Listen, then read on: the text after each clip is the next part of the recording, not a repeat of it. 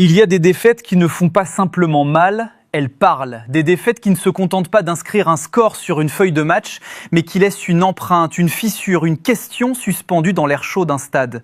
Vendredi soir à Miami, dans l'écrin lumineux du New Stadium, Haïti a perdu 2-1 face au Pérou. Un score, oui, mais surtout un avertissement. Parce que 3 jours plus tôt, les Grenadiers avaient donné l'illusion d'un feu inarrêtable, une démonstration, une euphorie collective. Un 4-0 face à la Nouvelle-Zélande qui avait transformé Fort Lauderdale en carnaval bleu et rouge dans une atmosphère presque irréelle, comme si cette équipe avait déjà franchi un cap. Mais le football, le vrai, celui des grandes compétitions, n'aime pas les illusions. Il les corrige, et parfois brutalement. Il faut comprendre ce que représente ce enchaînement de matchs. 3 jours avant le Pérou, Haïti écrasait la Nouvelle-Zélande 4-0. Une soirée presque parfaite. Dans un Chase Stadium en fusion, plus de 16 000 supporters avaient transformé l'enceinte en volcan émotionnel. Une diaspora debout, vibrante, portée par un rêve. Voir cette équipe exister sur la scène mondiale.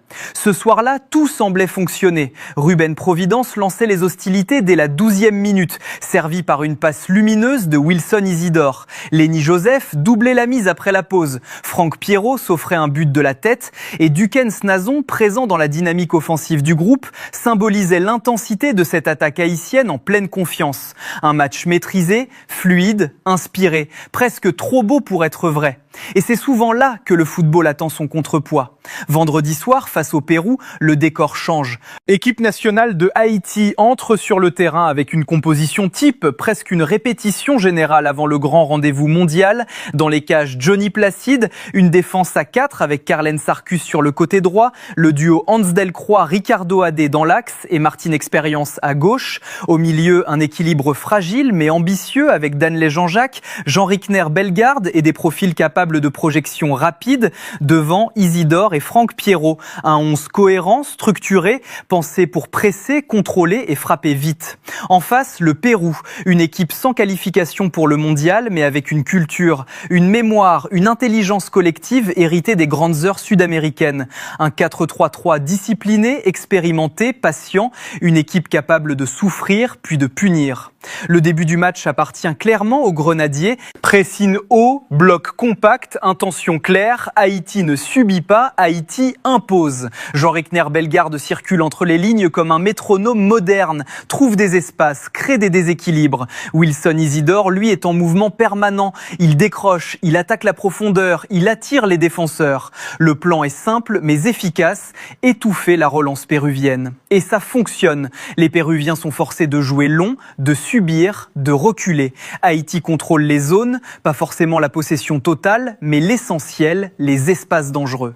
Et puis vient le moment, une séquence rapide, fluide, propre, une combinaison côté gauche avec Lucius Don-Ditson, relayeur dans le système haïtien, qui joue juste, vite, propre. Le ballon revient vers Isidore, une touche, un demi-tour, un geste de buteur, frappe, but.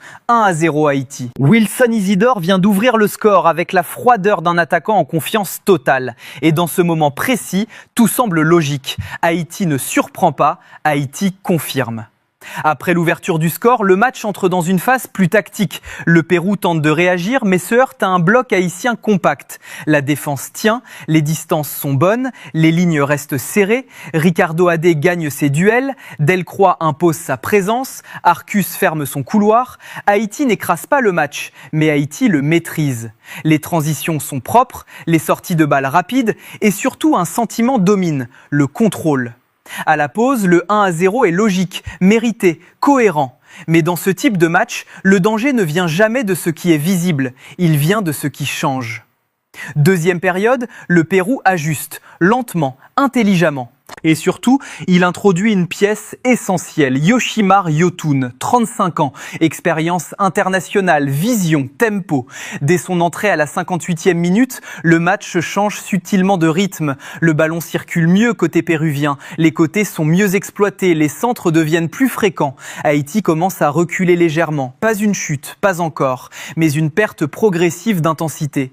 À la 70e minute, le staff haïtien procède à plusieurs changements. Josué Casimir entre, Dukens Nazon rejoint l'attaque, Dominique Simon apporte du sang neuf. Sur le papier, de la fraîcheur. Dans la réalité, une désorganisation temporaire. Et c'est là que le match bascule dans une zone dangereuse. Les automatismes se fissurent, les distances se relâchent, le bloc devient moins compact. Le Pérou sent l'odeur du déséquilibre et il avance. Ce n'est pas une domination brutale, c'est plus subtil. Le Pérou commence à gagner des corners, à installer une pression latente, à pousser Haïti dans sa surface. Et dans ces moments-là, les grandes équipes ne tremblent pas. Les équipes en construction, si. Le danger devient structurel, pas immédiat, mais inévitable. À partir de la 75e minute, quelque chose change dans l'air. Haïti recule un peu trop. Le bloc se désorganise légèrement après les rotations. Le Pérou insiste sur les côtés. Les corners se multiplient. Et dans ce type de scénario, le football a une règle simple. Quand tu laisses trop de situations, tu finis par payer. Mais à ce moment précis, le score est encore de 1-0 et tout est encore possible, tout est encore contrôlable, en apparence. Il y a des matchs qui ne se perdent pas en 90 minutes, ils se perdent en quelques secondes. 2 actions, 2 corners, 2 ballons mal négociés et soudain, tout ce qui semblait maîtrisé devient instable, puis fragile, puis irréversible. À Miami, face au Pérou, Haïti va vivre exactement ça. Le tableau est encore favorable, 1-0 pour les Grenadiers. Le plan initial a fonctionné pendant plus d'1 heure. Pressing efficace, organisation solide, transition propre. Mais dans le football de haut niveau, une question finit toujours par surgir. Combien de temps peux-tu tenir ton équilibre quand le match change de rythme ? À ce moment-là, la réponse est encore floue, mais les signes sont là. Jean Rickner Bellegarde est moins libre, moins influent. Les circuits de passe sont plus lents, le bloc recule légèrement. Et surtout, les corners commencent à s'accumuler côté Pérou. Le staff haïtien fait des choix logiques, gérer l'effort, préparer la fin de match, donner du temps de jeu. Mais le football international est cruel avec les bonnes intentions.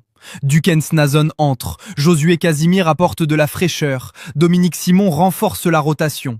Sur le papier, c'est intelligent, sur le terrain, c'est une micro-coupure dans la structure. Les automatismes défensifs prennent quelques minutes à se recalibrer, et contre une équipe comme le Pérou, quelques minutes suffisent. Corner pour le Pérou. Yoshimar Yotun s'avance. Son pied gauche dépose le ballon avec précision dans la zone dangereuse. Premier duel aérien. Dégagement haïtien. Mais le ballon revient. Encore. Plus vite. Plus proche. Et cette fois, c'est Renzo Garcés qui surgit. But. 1-1. Silence. Un but venu d'une séquence simple, mais révélatrice. Haïti n'a pas été surpris par la qualité. Haïti a été surpris par la répétition. 3 minutes, c'est tout ce qu'il faut pour renverser une soirée. Nouveau corner, même zone, même tireur. Yoshimar Yotun encore. Cette fois, la défense dégage mal. Le ballon traîne à l'entrée de la surface. Et là, un geste. Une frappe sèche, précise, imparable. 2-1 Pérou. Ce n'est pas une explosion, c'est une accumulation. 2 corners, 2 failles, 2 moments de désorganisation. Et surtout un constat brutal. Haïti a perdu le contrôle des phases arrêtées. Pas en détail, un signal d'alarme. Dans une Coupe du Monde, ce type de scénario n'est pas rare, mais il est toujours fatal pour les équipes qui ne l'ont pas anticipé. 2 problèmes apparaissent clairement. Un problème structurel sur les corners défensifs. Les marquages sont hésitants, les zones mal occupées, les seconds ballons non maîtrisés. Contre des nations comme le Brésil ou le Maroc, ce type de faiblesse est une condamnation. Les rotations ont créé une désorganisation temporaire, pas un manque de talent, un manque de synchronisation. Et à ce niveau, c'est suffisant pour perdre un match. Et pourtant, ce match ne raconte pas qu'une chute, il raconte aussi une progression.